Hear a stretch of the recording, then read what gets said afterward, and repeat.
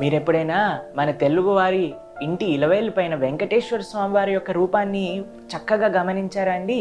ఒక చెయ్యేమో శ్రీపాదాల వైపు ఇలా చూపిస్తూ ఉంటారు, ఇంకో చెయ్యేమో నడుం పైన పెట్టుకుంటారు. ఏంటి దీని అర్థము అని అంటే, మనందరికీ స్వామి చెప్తున్నారండి, తన శ్రీపాదాలను శరణు తీసుకున్నవారట ఇంత పెద్ద ఘోరమైన సంసారం అనే ఈ సముద్రం కేవలం నడుం వరకే వచ్చేస్తుందటండి. నడుములోతి నీళ్ళల్లో తొందరగా దాటుకుంటూ వెళ్ళిపోవచ్చు కదండి. కాబట్టి అందరం కూడా భగవంతుడి యొక్క శ్రీచరణను ఆశ్రయించాలి అని మన వెంకటేశ్వర స్వామి మనకి చెప్తున్నారు.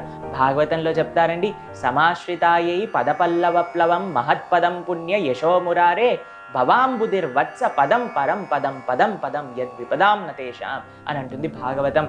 కేవలం భగవంతుడి యొక్క శ్రీచరణాలు శరణు వేడటం చేత ఈ సంసార సాగరం దాటడం అనేది సులభంగా అవుతుందన్నమాట.